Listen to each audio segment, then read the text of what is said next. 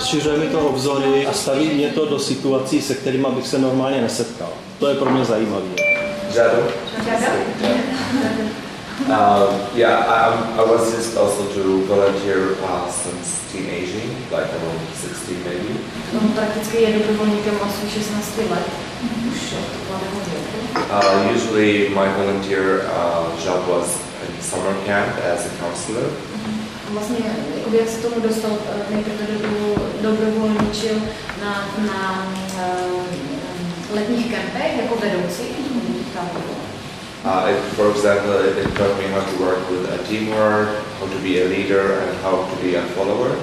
Naučil se prakticky, jakoby, jak pracovat v týmu, jak pracovat s těmi dětmi samotnými a jakoby, jak se učit dál, jak následovat ty další aktivity.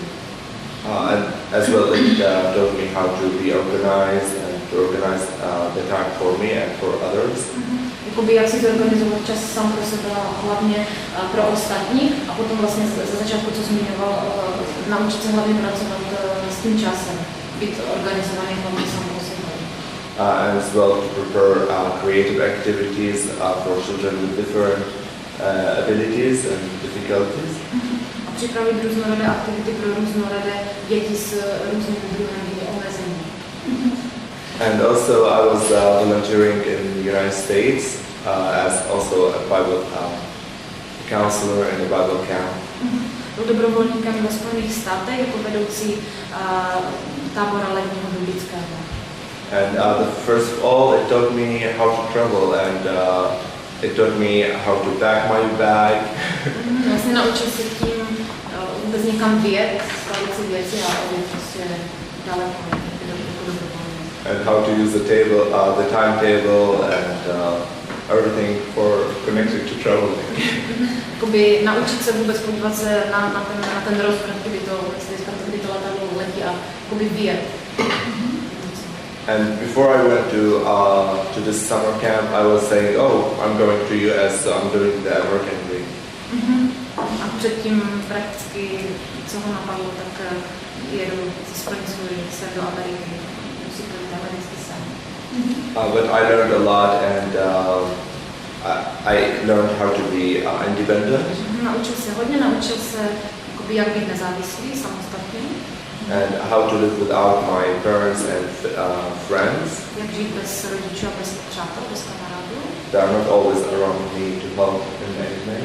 Nejsou vždycky kolem mě a připravili mě, že vidím se vším pomoci. And it helped me also to learn a lot about other cultures and what they do in events. A hlavně jsem se naučil jakoby o jiných kulturách, jak se chovají a jak to prakticky vůbec je v jiné zemi. So I think as volunteers we also learn a lot and we take much more than we give sometimes. Ale jako dobrovolníci se učíme hodně a někdy získáváme možná více, než dáváme. No, takže to je to, kdy díky dobrovolničení se dostáváme někde, kde bychom se třeba jen tak lehce nedostali a může nám to ukázat něco nebo poznat, co můžeme o sobě něco mluvit. Takže moc děkuji. Na 95. roce díky teda mému muži, který tam pracoval, jsem se dostala do Ameriky na 4 roky. Přes právě známý tam jsme zjistili, jak tam vlastně fungují ty dobrovolníci. A když na toto přišla řeč, tak jako mi nabídli, proč teda nezkusit to dobrovolnictví někde v té sociální oblasti. Takže jsem tam 3 roky pracovala ve škole s autistickými dětma a opravdu jsem si to teda osahala a říkala jsem si, jo, nebyl to ten sen, jenom můj sen, chci to opravdu dělat. A byla to pro mě úžasná zkušenost, protože bez toho, aniž bych si to mohla osahat, bych asi do toho nešla, jo? Abych tady změnila místo, začala studovat něco jiného, tak bez té zkušenosti by to asi možný nebylo. Navíc vůbec ten fenomén toho dobrovolnictví v době, když jsem odjížděla tady od nás, tak tady vlastně to nebylo. Že? Yeah, it's for volunteering in our country. It's not really much familiar. Ještě předtím říkal, že to je samozřejmě jiné, například v Palestině nejsou na to zvyklí, je to jiné. Because of the economical issues, so everybody tried to search for job that you can gain money. Samozřejmě kvůli ekonomické situaci lidé hlavně hledají práci. So, for example, for the volunteer job that I did as a camp counselor, others would do it for only money. Například právě to, co on dělal jako vedoucí toho tábora, ostatní by to určitě dělali pro peníze. And some people say, why you are so stupid that you don't ask for money. A normálně se lidé ptají, proč si tak hloupí, proč si neřekne za peníze. But I would do it because I like it, so it's not because of money or anything. Ale já bych to And I dělal, don't- protože to mám rád, nedělal to nikdy pro peníze. And I think every placement would have different experience, and it's really different. And it's very different for me to work in Palestine than United States and now here, because language is different, culture is very different. Je to pro ně je to jiné, samozřejmě vykonávat to dobrovolnictví v Palestině, Spojené státy a tady, hlavně je to jiná kultura a jiný jazyk. Je zajímavé, že poměrně často dobrovolník, který se rozhodne do toho programu nějakého vstoupit, tak se trefuje tím očekáváním do toho, co skutečně potom se mu vlastně vrací. Tak to si myslím, že je určitá známka i třeba dobře připravených programů, protože jestliže ten program dokáže nabídnout dobrovolníkovi něco, přitáhnout ho na základě nějaké nabídky, která se tomu dobrovolníkovi opravdu splní a naplní, tak si myslím, že to je obrovský cenné. Opakovaně jsem už zažila několik dobrovolníků výborných, který přišli proto, že zažili dobrovolníka jako pacienti v nemocnici, kde leželi, nebo i jako rodiče, kde se rodiče svého dítěte, které bylo hospitalizované, setkali s dobrovolníkem, tak vlastně je to tak motivovalo k tomu, že vlastně přišli potom nabídnout vlastně sami, že by něco takového chtěli dělat. A ten tam, takový ten pozitivní tam si myslím, že je asi jeden z nejúčinnějších mechanismů, který vlastně funguje. Že určitě u dobrovolníků jako supervizor, tam, kde působím třeba několik let už, tak jsou tam dobrovolníci, kteří prostě se chytli a už chodí pravidelně třeba do nemocnic a do náročných oddělení. To jsou třeba i jako hospicová péče, nebo do některých nemocnic na oddělení ARO, a nebo na spinální jednotky pro lidi, kteří zůstanou na vozíku a jsou jako opravdu z kritické životní situace.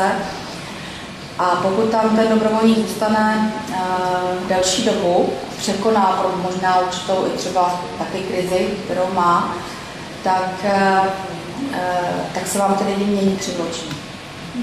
A já si myslím, že a opravdu jsem přesvědčená o tom, že se nám tady podařilo nastartovat něco, co je úžasným nástrojem pro naprosto přirozený rozvoj osobnosti člověka jako takového v takových těch lidských vlastnostech. Že to je něco, co se prostě nedá naučit, nedá se to, můžete si něco přečíst, můžete to někde slyšet, ale když se tím člověk tou osobní zkušeností prostě někde projde, a to, co tady zaznívá vlastně od vás, od všech, jako co dobrovolníčíte, tak když si vlastně tam sahnete i někde na ty svý hranice a podaří se vám třeba někde i překročit nebo posunout, tak se ten život začíná odvíjet úplně jiným rozměru. Já s tím určitě souhlasím, já to vidím ze dvou stran, protože dělám 15 let dobrovolníka v IMCE a potom jsem dělala nějakou chvíli dobrovolníka ve Slezské diakonii, než jsem začala jako pracovat tam, pracuji někde jinde. Ale já mám pocit, že ta dobrovolničení, které stále dělám, mě drží při zemi. I když vlastně moje práce z 95% jsem administrativní kancelářská myš, která neustále vyplňuje formuláře, papíry, které se už ani netýkají úplně dobrovolnictví, spíše organizace, tak to dobrovolnictví jako takové mě opravdu pořád drží při zemi a říká, dej si pozor na to, co říkáš, dej si pozor na to, jak s těmi lidmi mluvíš, dej si pozor na to, jestli nalétáš hlavou někde úplně v oblacích, protože ta práce s těmi lidmi je někde úplně jinde. A když se na to zase podívám z té druhé stránky, jako ten, který s dobrovolníky už teďka zase pracuje prostřednictvím kolegyně, tak mám dojem, že ten člověk má obrovskou příležitost dostat se někam, kde by se nikdy nedostal. získat obrovskou praxi a pokud my máme ještě program v rámci dobrovolnického centra, kdy se snažíme pomáhat lidem, kteří teda dlouhodobě nemají zaměstnání a pokud jsou vybráni a projdou určitými body, takové jako řekla výběrovými body a nechtějí podělat dobrovolníka pouze proto, že jim to teda někdo poradil, aby si zvýšili dávku nezaměstnanosti nebo teda dávku teda hmotné nouze, tak pokud ten člověk je opravdu nastaven, že to chce zkusit a chce to dělat, tak ti lidé dělají obrovské pokroky. A dokonce jsou někdy tak šikovní, že po nějaké půlroční, třeba i roční práci dobrovolníka se natolik osvědčí v organizaci a jdou na pracovní místo a začnou dostávat za tu práci peníze. Já bych na to navázala. Máme vlastně výbornou zkušenost z těch zařízení, kdy ale narážíme na způsobilost trošku těch starších zaměstnanců, kdy oni opravdu nechápou to, že to někdo dělá zadarmo. Oni mají pocit, že ten člověk přišel, aby je připravil o místo. A v tom momentě s tím dobrovolníkem prostě jednají s ním neadekvátně, prostě tam se dohá droby, že musí budovat, a ti dobrovolníci mají vysvětlují, že udělat nesmí. Já vnímám, že možná klíčovější ten začátek je ta fáze té podpory. Myslím, že se to přeceňuje ta fáze té začátku, že jakoby se víc mluví o tom vzdělávání a o těchto věcech a zanedbává ta fáze podpory a já vnímám, že je často klíčovější než ta fáze toho úvodního začátku. Myslím, že je hrozně důležitý osobní vztah mezi dobrovolníkem a jeho koordinátorem. Protože když já to přirovnám k sobě, tak já bych určitě nedělala x let takhle dlouho dobrovolníka bez toho, aniž bych měla osobní vazby. A lidé, kteří mě vedli v té době, kteří třeba už tam vůbec nejsou, kteří by byli nějací jako ke mně absolutně chladní a prostě řekli, no tak jako víš, co máš dělat, tady jsem tě proškolil a dělej si, jak umíš. Ale že ta péče, ne to, že, jako, že všechno za tebe udělám, ale opravdu péče, mě zajímá, co děláš, jak se těch té dobrovolnické činnosti daří. A jako vztah, neustálý zájem o dobrovolníka a jeho práci. Já dvě poznámky k tomu. Dvě zkušenosti pozoroval jsem někdy v některých programech, kde byla poměrně velká dotace na vzdělávání dobrovolníků, třeba až 6 bloků, prostě 4-5 hodinových. Ale potom nebylo vůbec nastavení někdy podpora dobrovolníků a po roce 3-4 roce ten odpad dobrovolníků byl mnohem větší než v organizaci, kde třeba bylo vzdělávání jednodenní nebo dvoudenní, ale ta podpora tam byla nastavená mnohem lépe. Takže vnímám, že to, že někoho na začátku hodně investujeme a pak ho necháme, tak jakoby se ztrácí efekt toho vzdělávání a té úvodní investice.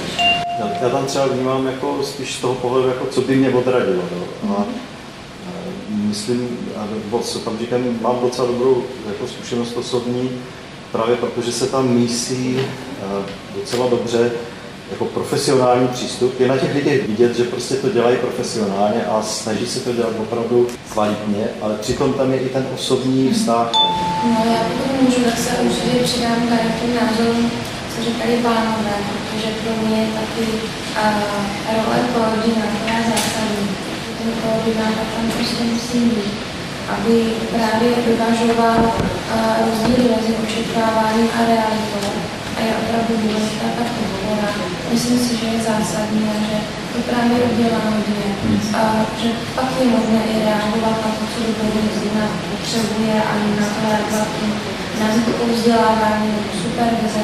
Ale je to, jsou to věci, které vyvstávají v tom procesu. Also, I would say that coordinating is very important because, for example, myself, I had to choose between going to the United States for studying this year or coming here for Czech Republic and volunteer. Že vlastně říká, že pro mě také ta role ta koordinace toho koordinátora je velmi důležitá. On například teď předtím, než přijel tady, do situace, kdy se teda mohl vybrat, že bude teda studovat do Spojených států nebo tady. And for all the support that I got from my supervisor and also by my coordinator, I decided to come here and postpone my studies for at least one semester. A právě jakoby tím přístupem z pana supervizora a mého jako koordinátora se vždycky už rozhodl předtím, protože pojede teda tady a posune si to studium v Spojených státech. Jeden kulatý stůl byl na téma vlastně dobrovolnictví v takových těch náročných a až tabuizovaných oblastech, protože ono je to vlastně zvláštní, že dobrovolníci jdou dobrovolně i do takového prostředí, kde teda na první pohled vlastně nic moc pozitivního nemohou dostat. Takže co je to ten přínos pro dobrovolníka třeba, který se potkává s úmrtím, tak bych řekla, že ten přerod, ta transformace toho člověka, těch vnitřních hodnot a to sahnutí si na tu hranici života a smrti, že tam je obrovský potenciál právě v tomhletom. Takže tady speciálně je potřeba, aby ten supervizor uměl velmi dobře pracovat právě s tím hraničním stavem a neodsunovaly se ty věci, protože každý dobrovolník, který do toho vstoupí, buď už zkušenost se smrtí třeba někde má, anebo prostě s tím nějakým způsobem počítá, ale vždycky to je výzva a nikdo z nás vlastně nevíme, jak v určité situaci prostě můžeme zareagovat, takže tady vlastně ta síť podpůrná, kterou je potřeba vytvořit, tak by měla prostě fungovat a měla být dostatečně nosná, aby to mohlo vlastně pro toho jedince zafungovat. A když to zafunguje, tak já musím říct, že jsem nezažila tak rychlej přesun vlastně a změnu těch hodnot a takový to zrání před očima, jako právě celý péč. Tam opravdu člověk se zaměřuje na kvalitu a ne na kvantitu a proto je to o to náročnější, že? Protože ta podpora musí být taková individuální a u mladých lidí to vidím jako dobrou výchovu v tom, že vlastně oni se na tou smrti už taky zamýšlí.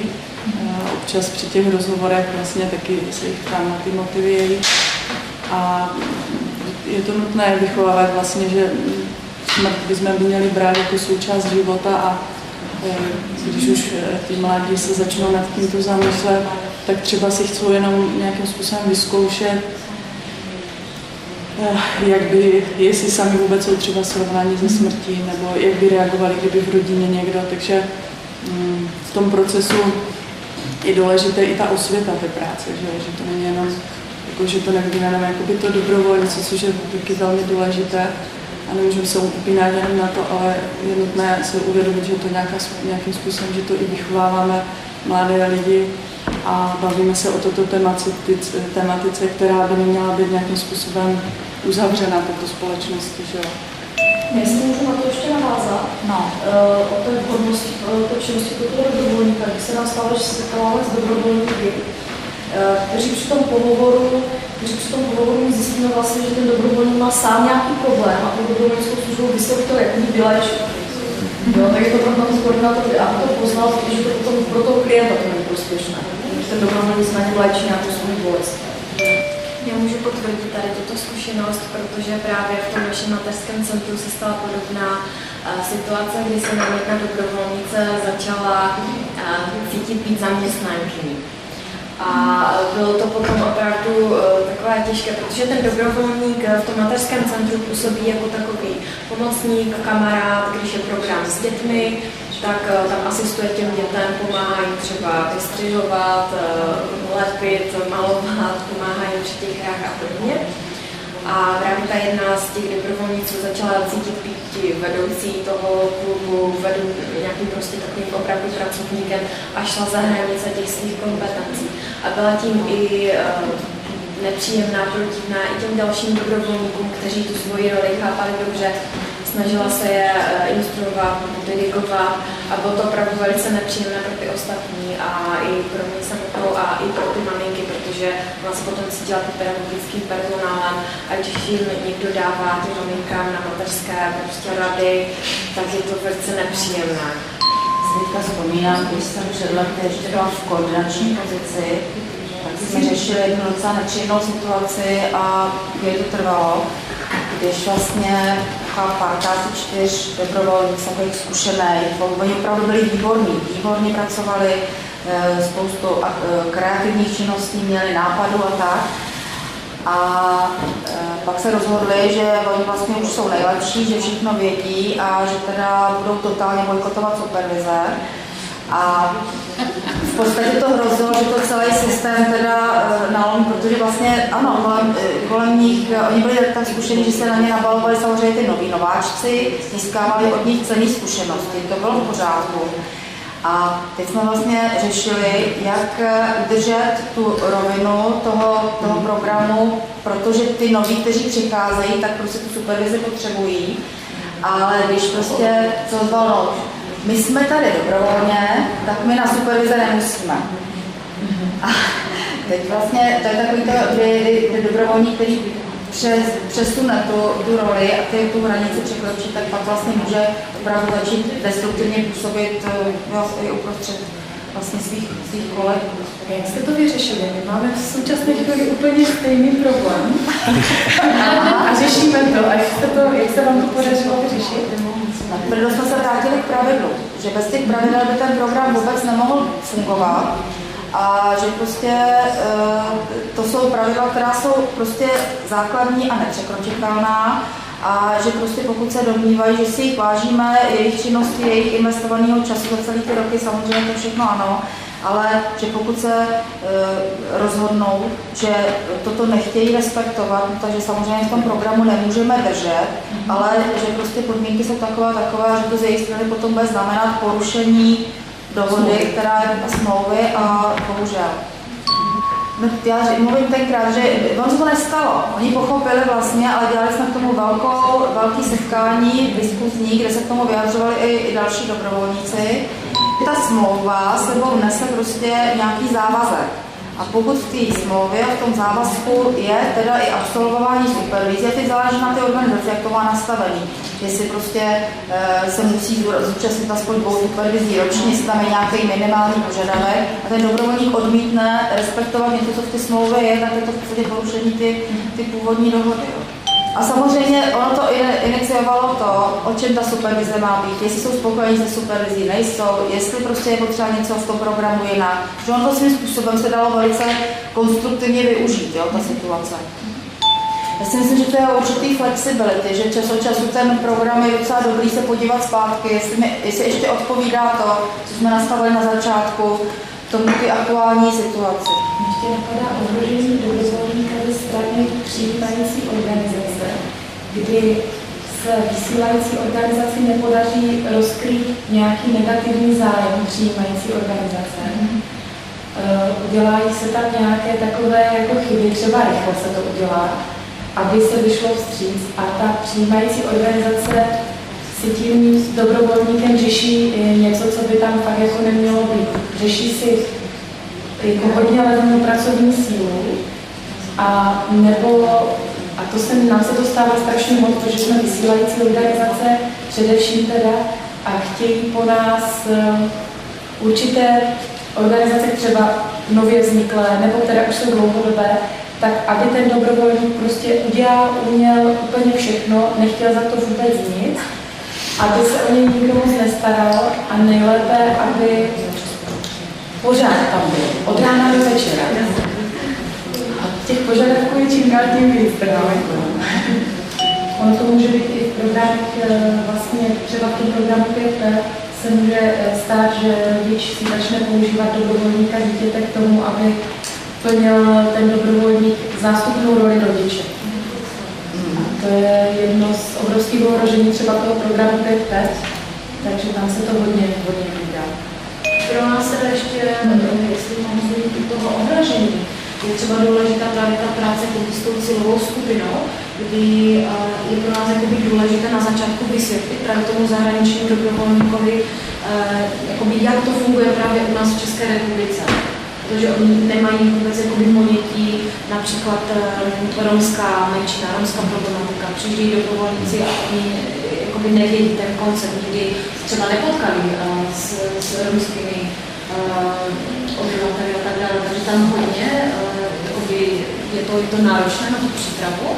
A obecně tam to vnímám všeobecně, protože si myslím, že je hodně důležité informovat ty dobrovolníky okolo skupiny, ať už je to hospice, ať už je to v domově pro seniory, v nemocnici, kde oni by měli vědět vlastně, s kým se setkávají a co můžou očekávat. Takže já bych přešla ještě na komunitu. Komunita je to vlastně společenství, které sdílí určitou oblast, buď to prostorově nebo nějakými zájmy.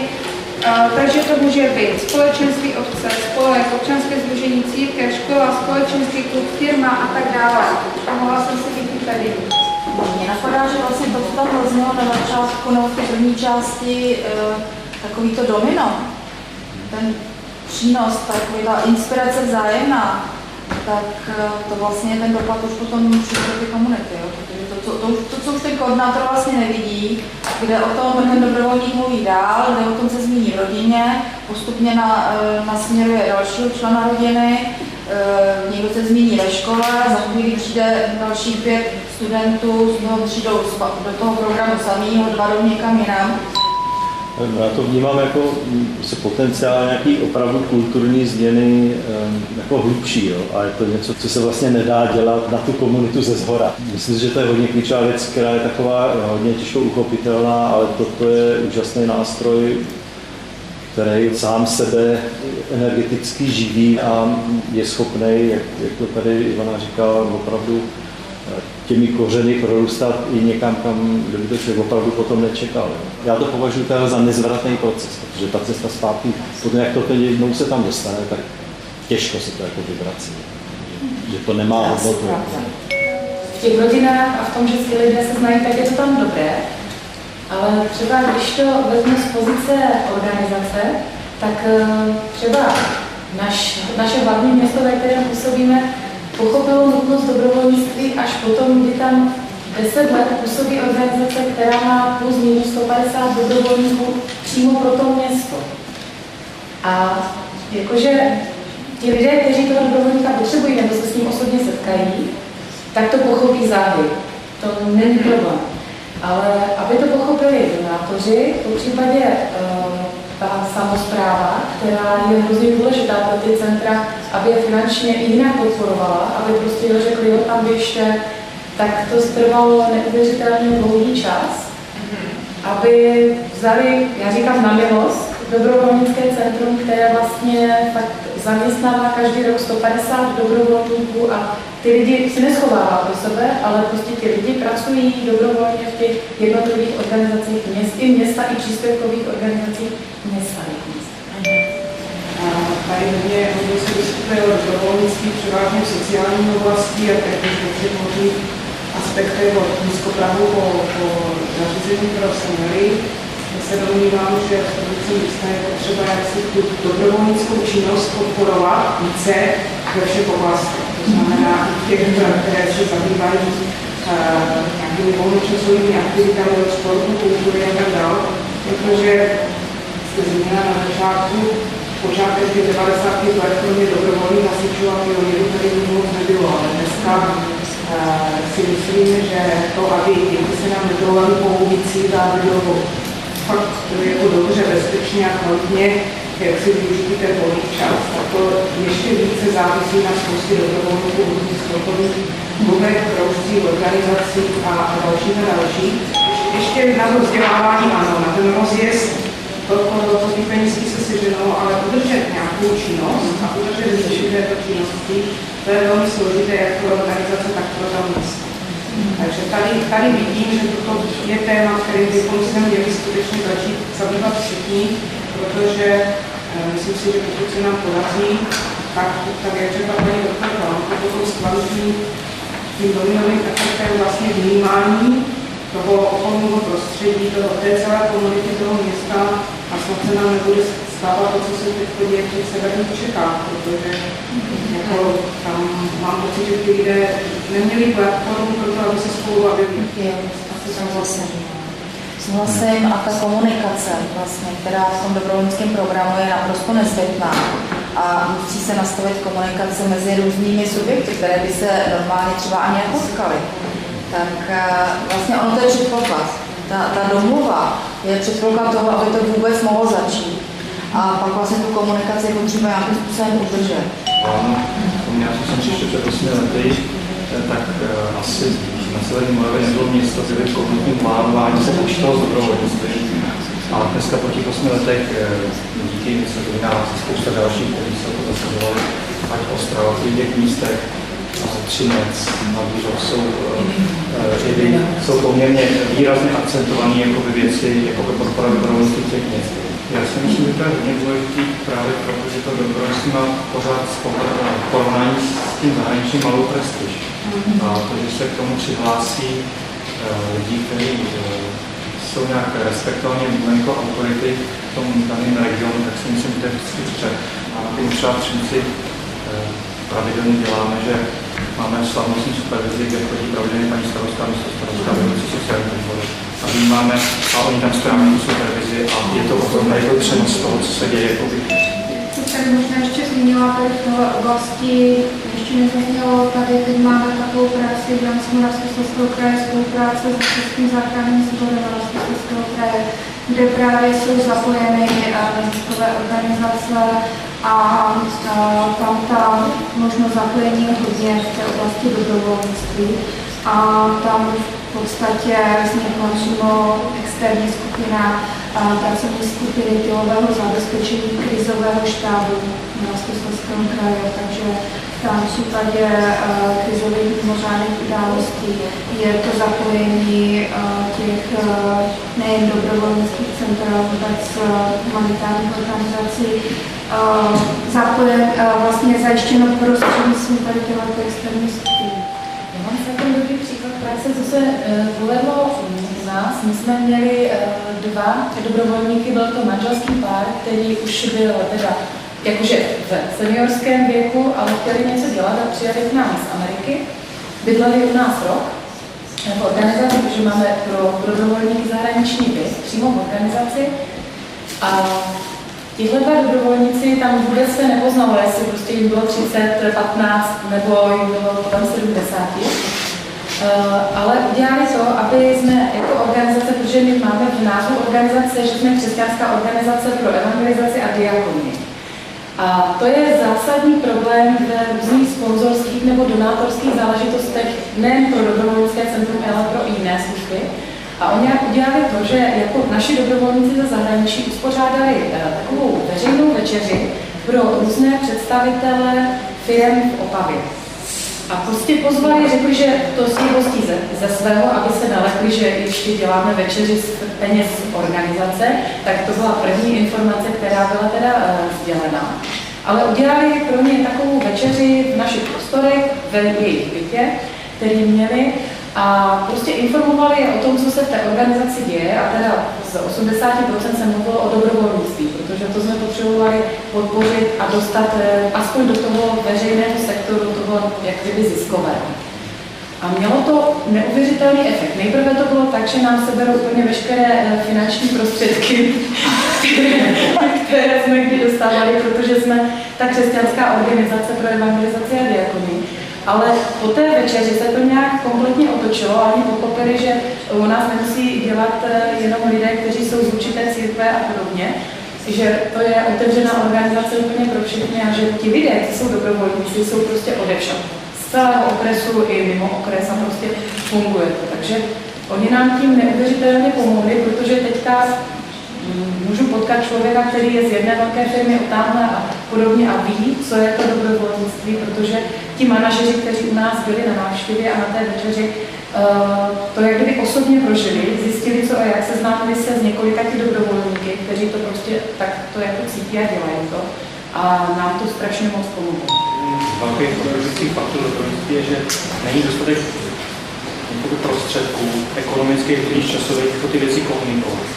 Často to dobrovolnictví se nějak aplikuje rychle, protože nejsou ty zdroje dostatečně vytvořit tomu ty a proto to naráží. Já si myslím, že by bylo dost času se všema zúčastněnýma komunikovat a dostat doma, když všem bude jasno, tak to je dobrý, ale není třeba, to dobrovolnický centrum nemá kapacitu s tou jednou zařízení třeba 10-15 kůzek na různých, než to tam pustí.